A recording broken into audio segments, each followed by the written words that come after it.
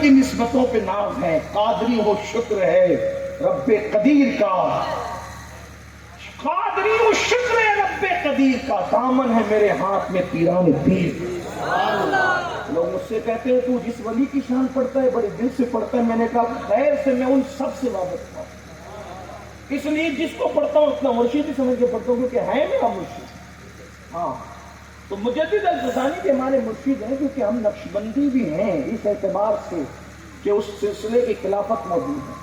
हाँ, तो इसलिए हम तो सोच भी नहीं सकते। एक मरतबा कहीं गया तो वहां देखा कि कुछ लोग कादरी थे, कुछ रफाई थे, और मुझे बयान करने के लिए बिठाया, तो मैंने कादरियत और रफाइयत को दोनों को बयान किया। तो कुछ लोगों सोचे कि तू कादरी है कि रफाई, मैंने कहा मैं दोनों।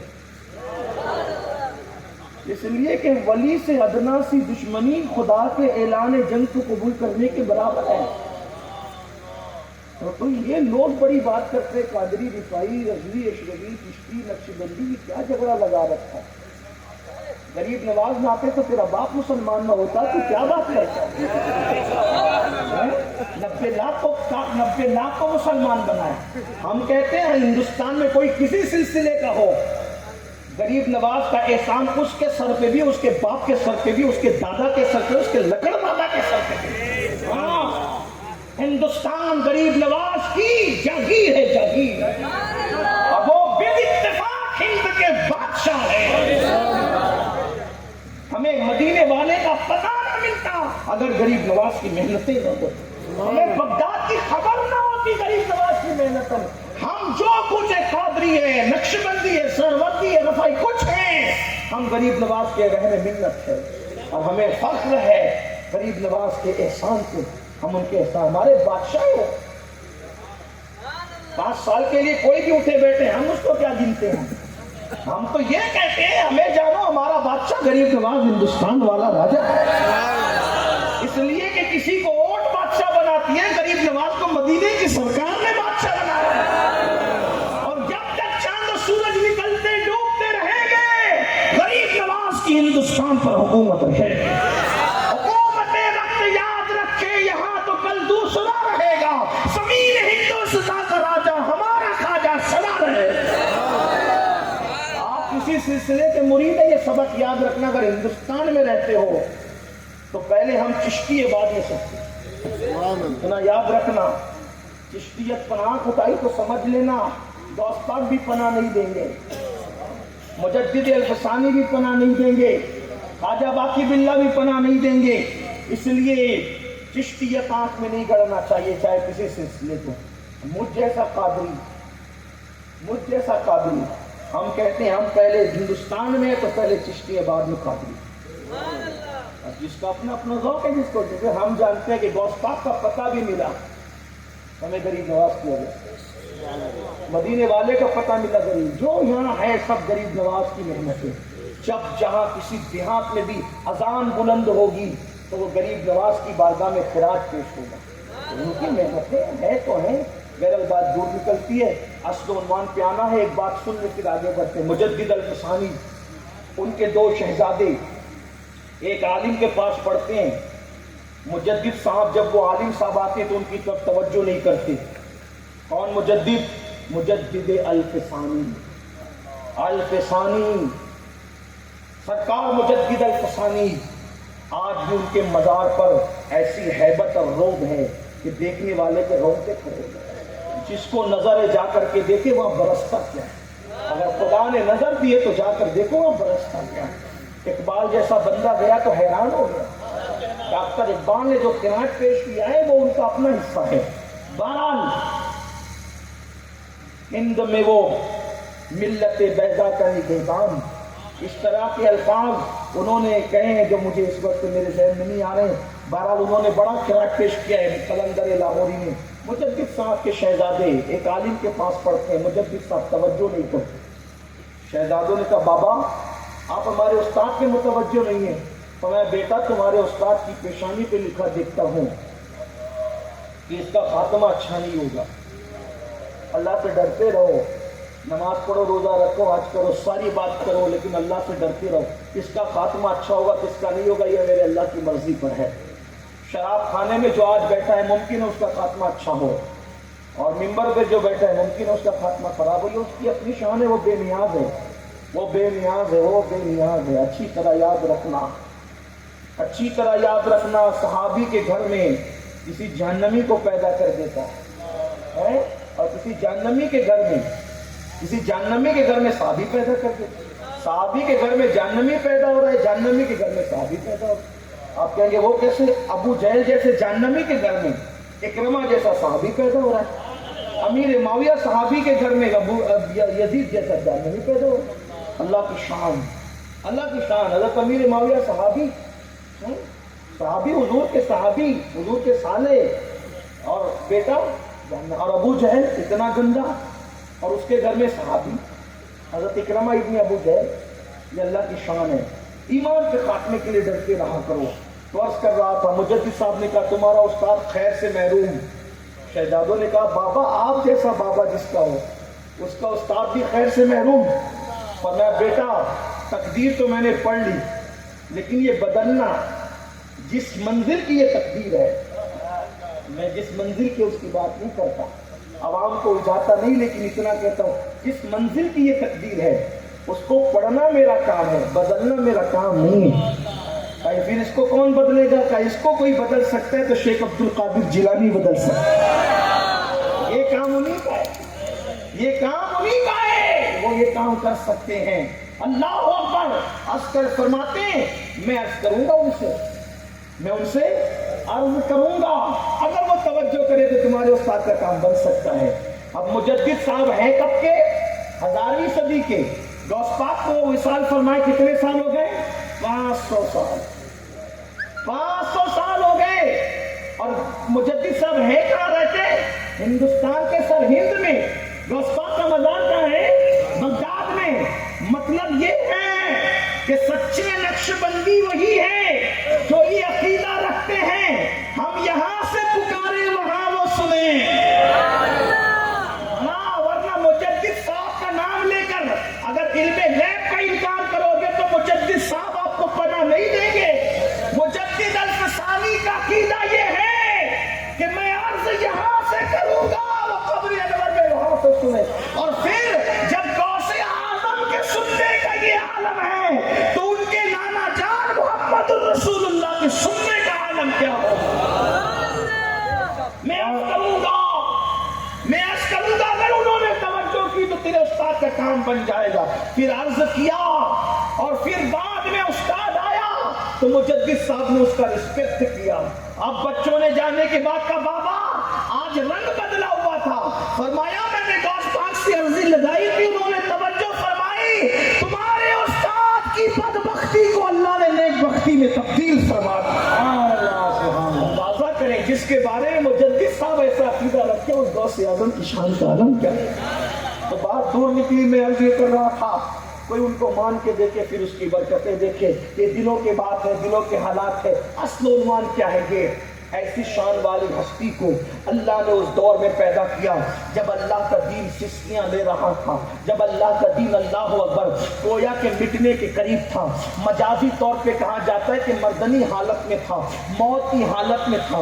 ایک مرتبہ سرکار غوث اعظم رضی اللہ تعالیٰ عنہ ایک رستے سے اکیلے جا رہے ہیں، جاتے جاتے آپ نے کیا دیکھا؟ ایک بندہ روڈ کے کنارے پڑا ہوا ہے اور بالکل مریل سی کیفیت ہے۔ اس نے کہا عبد القادر میری خبر لو۔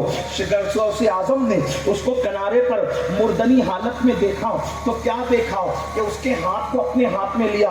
جیسے ہی ہاتھ میں لیا اچانک دیکھا کہ وہ طاقتور انسان کی شکل میں کھڑا ہو گیا، اور کھڑے ہو کر کے غوث پاک کو تعجب ہوا، ابھی مریل جیسی کیفیت میں تھا، اچانک ہاتھ دینے سے کیسا طاقتور ہو گیا؟ تو غوث پاک کو گویا کہ مجازی طور پر دین کی یہ کیفیت بتائی گئی کہ عبد القادر مجھے جانتے ہو، میں تمہارے نانا کا دین تھا، مرنے کے قریب تھا، لیکن تم نے مجھے سہارا دیا تو میں زندہ ہو گیا۔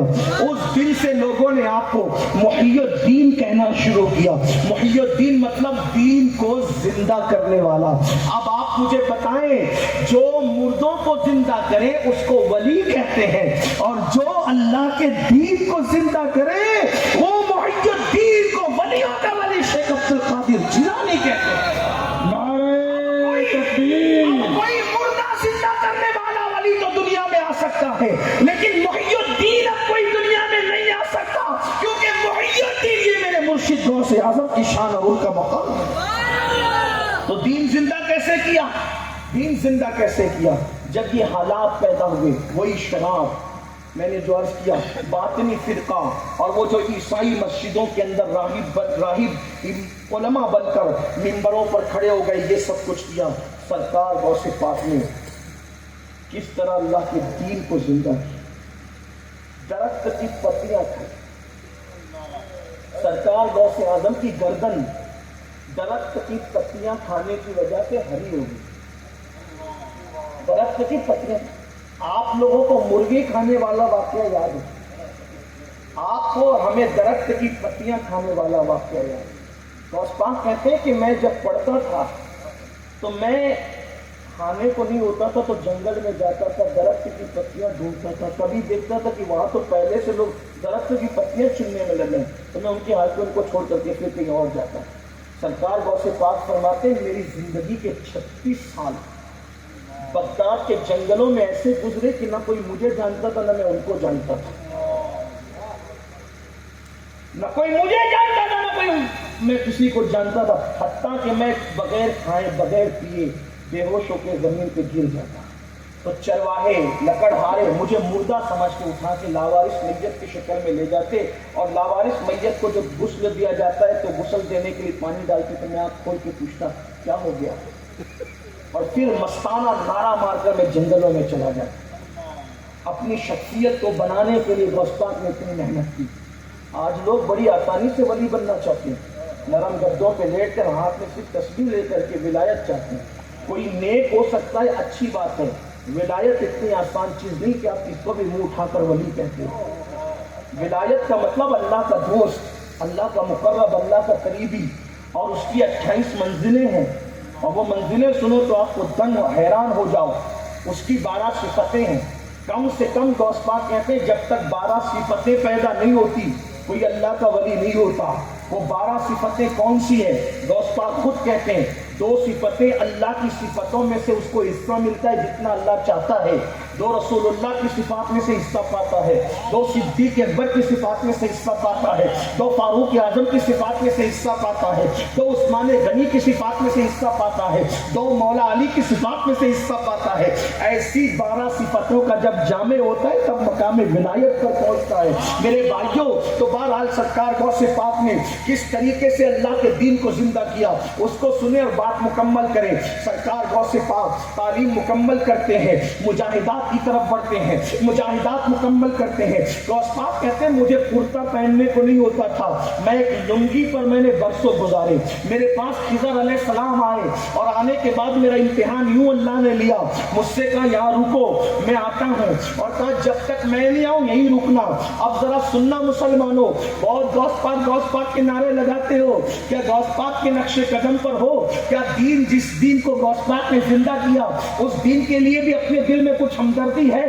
या माज़अल्लाह गौस पाक तो दीन को जिंदा करने के लिए दरख्त की पत्तियां खाएं, और हम एक दिन में 3-3 बार पेट भर के खा के उसी दीन को पैरों तले रौंदे, उसी दीन को पीठ के पीछे डालें।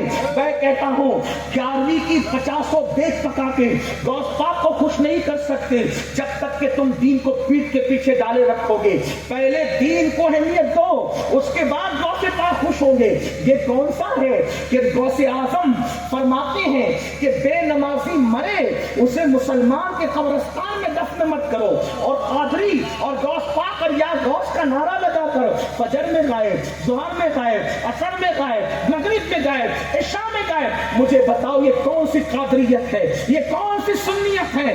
याद रखना, अल्लाह अकबर, तुम अपने आप को कुछ भी कह लो, बुजुर्गों ने कहा जो पिया मन भाए वही सुहागन कहलाए, ला कादरी कादरी कहे, लेकिन जब तक गौसे आजम कादरियत की सनद न देंगे उस वक्त तक मेरे भाई तू कादरी नहीं हो सकता।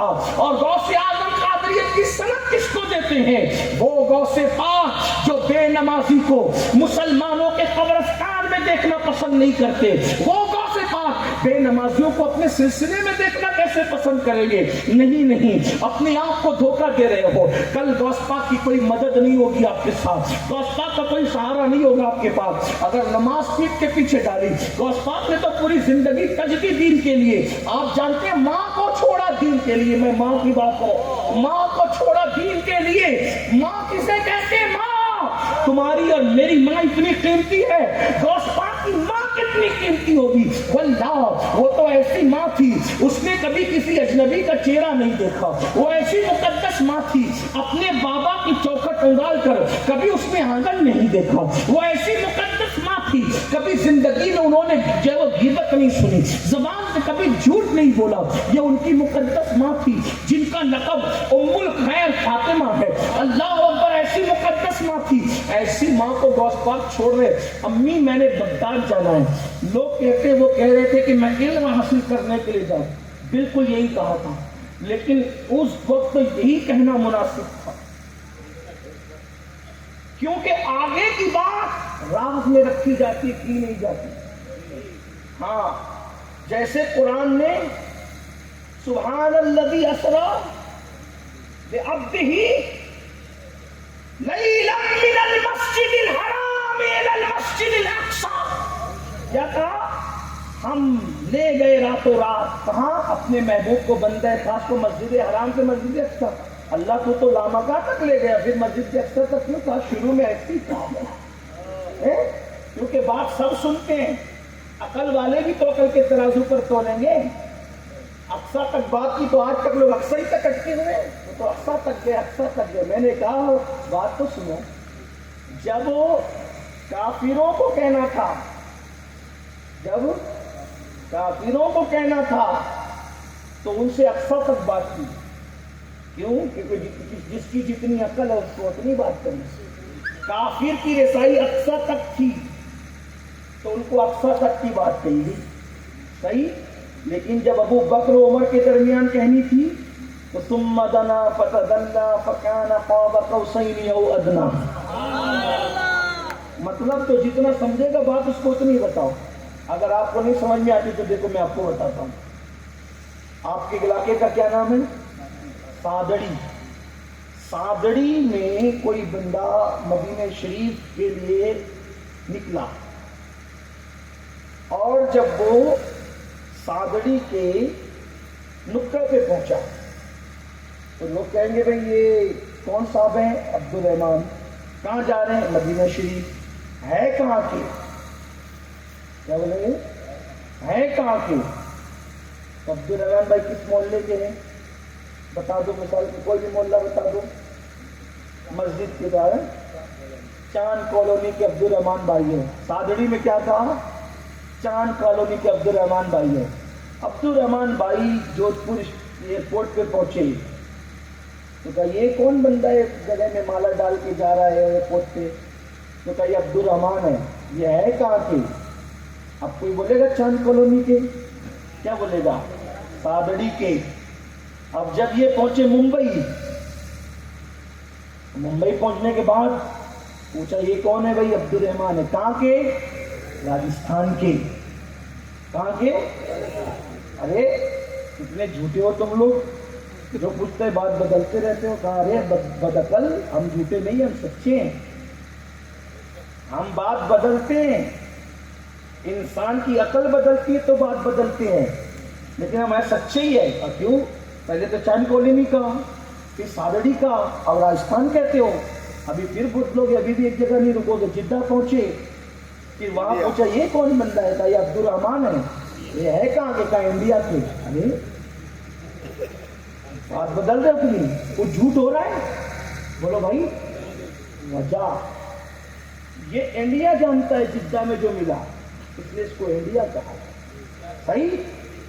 جو ممبئی میں ملا وہ راجستھان جانتا ہے, اس کو راجستھان کا. جو جودھ پور میں ملا وہ سادڑی جانتا ہے, وہ سادڑی کہا گیا. اور جو سادڑی میں ملا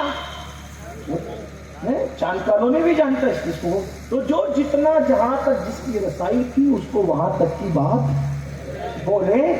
ہاں, تو مکے کے کافروں کو کہا میں تمہاری طرح بشر ہوں, کیونکہ ان کی نظر بشریت تک تھی.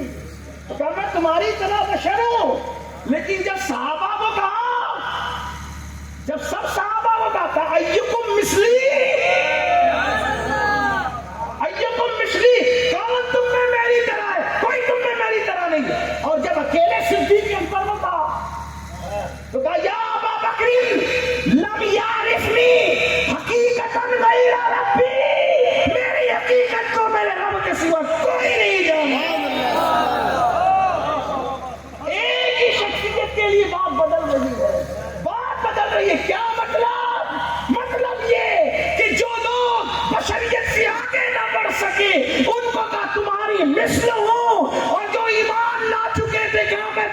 کوئی مثلو نہیں ہوں، اور جو بہت آگے پہنچ چکا تھا اس کو کہا میرے خدا کے سوا تو مجھے کوئی جان ہی نہیں تھی۔ اور لوگ ایک ہی پکڑ کے بیٹھے ہوئے، چاند کالونی چاند کالونی چاند کالونی، جتنا میں کہے گا تو بات ہی نہیں بنتی، بات ہی نہیں بنتی، بات تو لوگ بدلتے ہیں تو بات بدلتی پڑتی ہے۔ جو جس کی جہاں تک رسائی، تو بہرحال میں بات یہ کہہ رہا تھا، عرض یہ کر رہا تھا کیا کہ میرے آقا سرکار شیخ عبد القادر جو امی میں علم حاصل کروں، یہی کیا، لیکن مقصد تھا نہیں، پیچھے پردے میں بغداد دارالخلافہ ہے، بغداد عروس البلاد ہے، بغداد شہروں میں سب سے بڑا وہاں مرکز ہے، وہاں بیٹھ کر کے سب کام ہو سکتے۔ دیکھو ولی اسی کو چنتا ہے۔ اجمیر شریف کیوں چنا؟ کیونکہ یہ پرتھوی راج چوہان کا ایک کوارٹر تھا، یہیں بیٹھ کر وہ پورے ہندوستان کو، اکھنڈ بھارت کا سمراٹ تھا پرتھوی راج، اس لیے غریب نواز وہیں آئے کیونکہ وہیں بیٹھ کر کام ہوتا، جہاں سے بیٹھ کر کے خرافات ہو رہے وہیں سے بیٹھ کر کے اصلاح ہوگی یہ چیز۔ تو غوث پاک نے ماں سے کہا امی میں جیلان، ورنہ جیلان میں کوئی کم لوگ تھے کیا، کوئی چھوٹے موٹے لوگ نہیں تھے، جیلان میں بھی بڑے علماء تھے۔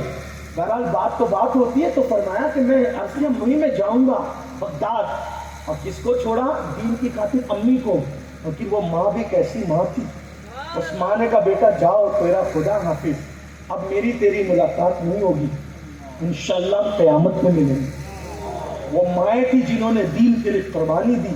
آج کی ماں اگر بیٹا چہرے پہ داڑھی رکھے تو ماں کہتی تو مولوی بن رہا ہے، ہنسنے کی بات نہیں، ایسی ماں جہنم کا ایندھن بنے گی۔ کیا داڑھی صرف مولوی نے رکھنا؟ رسول اللہ کی سنت ہے، اور رسول اللہ فرماتے ہیں جو چہرے پہ داڑھی نہ رکھے میں اس کی صورت دیکھنا بھی پسند نہیں کرتا۔ پھر بنو عاشق رسول، منڈاتے رہو داڑیاں۔ ایک بہت بڑے ولی اکبر کا ایک غلام تھا، فیضی شاعر تھا، بغیر نقطے کی تفسیر لکھی تھی، بڑا علامہ بھی تھا دور کا، فیضی، داڑھی بھی منڈاتا تھا، علامہ بھی تھا، داڑھی بھی منڈاتا۔ ایک دن وہ داڑھی منڈا رہا تھا، ایک بزرگ وہاں سے گزرے، فرمایا فیضی داڑھی چھیل رہے ہو، داڑھی چھیل رہے ہو۔ شاعر تھا، بڑا شاعر، چھوٹا موٹا نہیں، بڑا شاعر، بڑا عالم، بڑا مفسر تھا، بے نقطے کی تفسیر لکھا اس نے۔ تو فیضی نے کہا اس ولی کو داڑھی ہی تو چھیل رہا ہوں، کسی کا دل تھوڑے چھیل رہا ہوں۔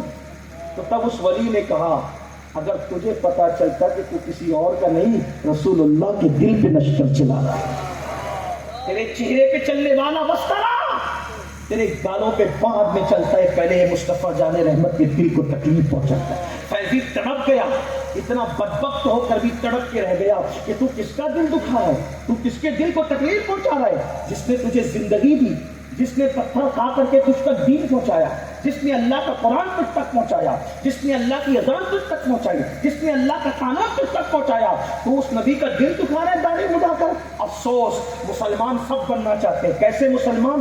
گوشت انڈا مرغی کھانے والے مسلمان، بڑی معذرت کے ساتھ 2 رکعت جمعہ کی نماز پڑھنے والے مسلمان، کربلا والے حسین کا دین کس کو قبول ہے؟ فاطمہ الزہرا نے جس دین کی تائید کی تھی وہ کس کو قبول ہے؟ طائف کی وادیوں میں جس دین کے لیے پتھر کھائے تھے وہ دین کس کو قبول ہے؟ جس دین کے لیے غوث اعظم نے درخت کی پتیاں چبائی، ماں کو چھوڑ دیا، وہ دین کس کو قبول ہے؟ بڑی معذرت کے ساتھ میڈ ان انڈیا دین پر جتنا چاہو عمل کر لو، کچھ ملنے والا نہیں ہے۔ اگر کامیابی چاہتے ہو تو اسی دین پر عمل کرنا ہوگا جو مدینے والے مصطفیٰ جان رحمت لے کر آئے تھے، اور وہ دین جو رسول اللہ لے کر آئے تھے اس میں بے نمازی پن نہیں ہے۔ وہ اللہ پر انڈیا کے تمہارے مذہب میں مالا پہنانا احترام ہے، لیکن رسول اللہ جو دین لے کر آئے تھے اس میں اصل رسول کا احترام نماز کی پابندی ہے، داڑھی منڈانے سے بچنا ہے، نشے سے بچنا ہے، شراب سے بچنا ہے، عورتوں کو پاپ کی نظر سے دیکھنے سے بچنا ہے، جرائم سے بچنا ہے۔ اب بتاؤ مدینے والے دین پہ کتنا عمل کر رہے ہو؟ اگر انڈیا کے اپنے خود ساختہ بنا ہوئے مذہب پہ عمل کرو گے تو قبروں میں بھی تمہارا چہرہ قبلے کی طرف نہیں رہ سکتا۔ آپ کیا سمجھ رہے ہو؟ میں بد دعا کے طور پہ نہیں کہہ رہا ہوں، میرے جملے بد دعا کے طور پہ نہیں ہے۔ داڑھی مڈا کر رسول اللہ کی سنت کو گٹروں میں پھینکنے والوں، اور ان عورتوں سے کہتا ہوں شوہر داڑھی رکھے تو عورتیں نفرت کرتی ہے، آپ تو بڈھے ہو گئے، میں آپ کے ساتھ کیسے رہوں گی؟ افسوس ہے تجھے اے میری میری بہن لوگ تو تجھے جوئے میں ہار رہے تھے، لوگ تو تجھے شور کی چتا پہ زندہ جلا رہے تھے، لوگ تو تجھے خرید اور بیچ رہے تھے۔ وہ آمنہ کا لال میرا نبی تھا جس نے پتھر کھا کر کے عورت کی عزت بتائی، عورت کو زندہ دفن ہونے سے منع فرمایا، بلکہ فرمایا او بیٹیوں کو زندہ دفن کرنے والوں، میں محمد بیٹیوں کا باپ بن کر کے آیا ہوں۔ جس کے گھر میں بیٹی پیدا ہو وہ خوشی کرے، اچھا نام رکھے، اچھی تربیت کرے، اچھے گھرانے میں شادی کرتے، ایسا باپ اور میں اتنے جنت میں قریب ہوں گے جیسے یہ دو انگلیاں قریب ہے، یہ دو انگلیاں جیسے قریب ہے ویسے بیٹی کا باپ اور میں جنت میں قریب ہوں گے۔ آج تمہیں اسی نبی کی سنت سے نفرت ہے، اسی نبی کی داڑھی سے نفرت ہے، اسی نبی کے دین سے نفرت ہے؟ نہیں نہیں، حضور کی طرف سے نہ امان ملے گی نہ پناہ ملے گی۔ اپنا خود ساختہ یہ انڈا مچھی کا بنایا ہوا مذہب تم اپنے دل کو تسلی دے کے بیٹھے ہو، حضور کی عدالت میں تم اپنا دین ثابت نہ کر سکو گے۔ اگر اسی ڈگر پہ چلے حضور کی عدالت میں، اللہ کی عدالت میں دین ثابت نہ کر سکو گے۔ سادڑی والو، مجھے چاہے گالی دے دو چاہے دعا دے دو، یہ تمہارا اپنا ذوق ہے، لیکن یہ سچی سچی بات کہہ کر کے جا رہا ہوں۔ اگر داڑیاں منڈا کر کے مرے قبر میں بھی چہرہ قبلے کی طرف نہ رہ سکے گا۔ اللہ کی طرف چہرہ ہونا تو دور کی بات ہے، جنت کی طرف چہرہ ہونا تو دور کی بات ہے، قبلے کی طرف بھی چہرہ نہ رہے گا۔ ایک بزرگ کے ہاتھ پر ایک کفن چور نے توبہ کی، اس بزرگ نے اس کو توبہ کرا کے پوچھا بتا کہ تو نے جب کفن چرائے تو مسلمانوں کی چرائے؟ کہا ہاں۔ تو کہا کتنے مسلمان تھے جن کے چہرے قبلے کی طرف تھے؟ اس کفن چور نے کہا اگر میں نے 1000 قبریں کھولی تو حال یہ تھا کہ 99% لوگوں کے چہرے 99% قبلے سے پھرے ہوئے، 1% لوگوں کے چہرے قبلے کی طرف، 99% لوگوں کے چہرے قبلے سے پھرے ہوئے تھے۔ انہوں نے اپنے پیر مرشد کو خط لکھا، مرشد کفن چور نے توبہ کی، وہ کہتا ہے 99% لوگوں کے چہرے قبلے سے پھرے ہوئے تھے، آپ بتائیں کہ کعبے سے چہرے مرنے کے بعد پھرتے کیوں ہیں؟ تو انہوں نے جواب دیا میرے بیٹے، جب کوئی رسول اللہ کی سنت کو دنیا میں ترک کرتا ہے، حضور کی سنت سے منہ پھیر لیتا ہے، تو مرنے کے بعد اس کا چہرہ قبلے کی طرف نہیں ہوتا۔ میرے بھائیو، تمہیں اپنے آپ پہ رحم نہیں آتا؟ اگر سنت کو پر عمل نہ کرو تو مرنے کے بعد قبر میں چہرہ قبلے کی طرف نہیں ہوگا۔ اگر تم فرض سے بھی منہ پھیر لو گے تو تمہارا انجام کیا ہوگا؟ واجبات سے بھی منہ پھیر لو گے تمہارا انجام کیا ہوگا؟ فرض زکات ہے مالداروں پر، اس سے منہ پھیرو گے تو زکات کے انجام کیا ہوگا؟ قربانیاں واجب ہے، اس سے منہ پھیرو گے تو انجام کیا ہوگا؟ رمضان شریف کے روزے سے منہ پھیرو گے تو انجام کیا ہوگا؟ خدا را ایک دن مرنا ہے۔ فرعون مر گیا، اتنی بڑی حکومت کا مالک مر گیا، نمرود لنگڑے مچھر سے ہلاک کر دیا گیا، زمین پہ جنت بنانے والا شداد خود کی بنائی ہوئی جنت نہ دیکھ سکا۔ او فیکٹریوں کے مالک، او جوانیوں پہ غرور کرنے والوں، او دولت کے نشے میں چور چور اسلام کا مذاق اڑانے والوں، نہ کوئی ولی پناہ دے گا، نہ کوئی نبی پناہ دے گا، نہ اللہ کی پناہ ملے گی۔ اللہ کی پناہ انہی کے لیے جو اللہ کے دین پہ عمل کرتے ہیں۔ میں اپنی مرضی سے نہیں کہہ رہا ہوں، اللہ پاک کا فرمان ہے، جس نے نماز کو جان بوجھ کے چھوڑ دیا میں اس سے اپنی پناہ کا ہاتھ ہٹا لیتا ہوں۔ مجھے بتاؤ، جب اللہ پناہ کا ہاتھ ہٹا لے تو کون پناہ دے سکتا ہے؟ در در کی ٹھوکریں مسلمان اسی لیے کھا رہے ہیں۔ تو میں عرض یہ کر رہا تھا، غوث پاک نے دین کے لیے اپنی امی کو چھوڑا، بغداد معلیٰ آئے اور بغداد معلیٰ میں پھر محنت کی۔ رسول اللہ نے فرمایا عبد القادر، سب لوگ تقریریں کرتے ہیں، سب خطاب کرتے ہیں، تم خطاب کیوں نہیں کرتے؟ اور اس کی حضور میں اجمی ہوئے سب عربی لوگ ہیں، بڑی بڑی صلاحیتوں کے مالک، وہ سب صلاحیت والے کیا کر رہے تھے؟ ایسی چاپلوسیاں کر رہے تھے۔ حضور کس سے خطاب کروانا چاہ رہے تھے؟ غوث اعظم سے۔ تو میں تم خطاب کیوں نہیں کرتے؟ حضور میں اجمی ہوں، وہ عربی ہے، تو میں منہ کھولو، منہ کھولو۔ اور رسول اللہ کے ساتھ مولا علی بھی آئے، تو غوث پاک کہتے 7 مرتبہ حضور نے اپنا لعاب میرے منہ میں ڈالا، اتنا، اور مولا علی نے بھی 6 مرتبہ ڈالا۔ تو غوث پاک فرماتے ہیں مجھے تقریر ایسی آنے لگی جیسے لوگوں کے منہ میں الٹی آتی ہے، روک نہیں سکتی، ویسے مجھے تقریر آنے لگی اور رکتی نہیں تھی۔ میں نے شروع کیا، اچھا رسول اللہ نے 7 بار، مولا علی نے، حالانکہ آپ کی تو زیادہ ضرورت ہے مولا کائنات، ہے نا بھائی، حضور کا لعاب مولا کائنات کے لعاب سے افضل بھی تو ہے۔ تو یہاں 7 اور یہ 6 کیوں برابر کیوں نہیں؟ اس لیے کہ حضور کی برابری لعاب ڈالنے میں بھی نہیں تھی، تو آپ جاننے نہیں برابری. تو غوث پاک کہتے ہیں پھر میرا حال یہ ہو گیا, میں نے تقریر شروع کی, پہلے تو میرے مدرسے میں شروع کی, مدرسہ بھر گیا, مدرسہ بھر گیا, پھر جامع مسجد میں کی, جامع مسجد بھر گئی, لوگ اتنے آئے, پھر عیدگاہ پہ گیا میرا منبر, تو فرماتے 70,000 لوگ آیا کرتے تھے. اور غوث پاک جب خطاب کرتے تھے, تھوڑے سے اس کی جھلک سن لو, بات مکمل. غوث پاک خطاب کہتے تھے, کیا کہتے تھے پتہ ہے؟